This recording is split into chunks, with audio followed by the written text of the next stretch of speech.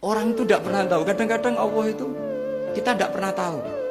Andai kan boleh dibahasakan, kita tidak pernah tahu cara berpikir Tuhan. Jadi Allah itu zat yang mau, ya itu tadi otoritasnya penuh.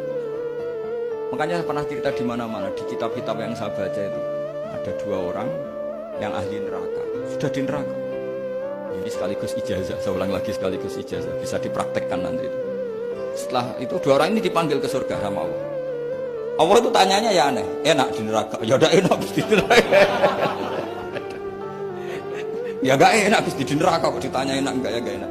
Ya sudah, kembali lagi ke neraka, lari kencang-kencang, lari menuju neraka, lari. Sama Allah dipanggil lagi, loh kenapa kamu semangat? Ya Allah, saya ini kapok, saya ini trauma. Dulu ketika engkau perintah, saya ini lelet sekali. Disuruh sholat lelet, disuruh zakat lelet. Maka ini dengan perintah saya semangat supaya nggak ngulang kesalahan yang sama. Akhirnya sama Allah dipanggil, ya sudah di surga aja, di surga.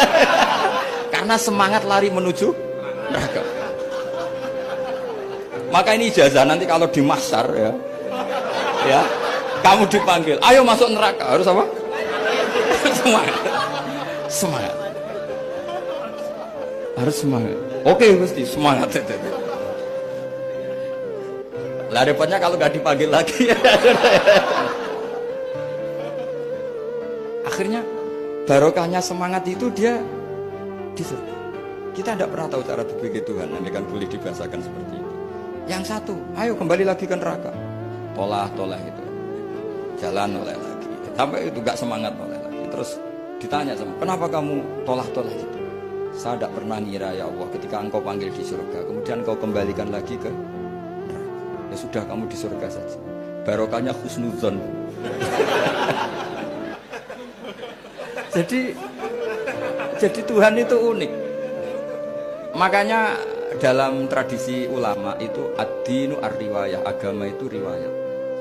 Sebagian diredaksikan inna hadzal ilma dinun fanzuru amman ta'khuduna dinakum. Agama ini, ilmu ini agama, maka lihat riwayatnya. Karena kita tidak pernah tahu cara berpikir Tuhan.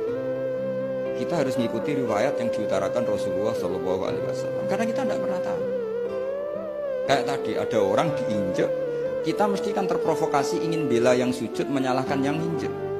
Tapi ketika yang sujud mencatut nama Tuhan, Allah tidak akan memaafkan kamu.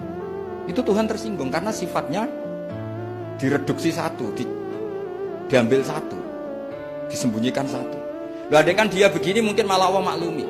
Saya tidak akan maafkan kamu. Enggak apa-apa Allah, kan saya. Kan tidak mencatut namanya Allah. Selama hidup saya tidak akan maafkan kamu. Allah nggak akan tersinggung. Karena dia sebagai manusia tentu punya dendam, punya rasa mangkel, punya emosi. Tapi kalau ketika bilang Allah tidak akan maafkan kamu, berarti dia mencatut statusnya Allah. Dan Allah disifatkan hanya satu dari sifatnya Allah, yaitu hanya sifat menyiksa. Padahal Allah punya sifat memaafkan.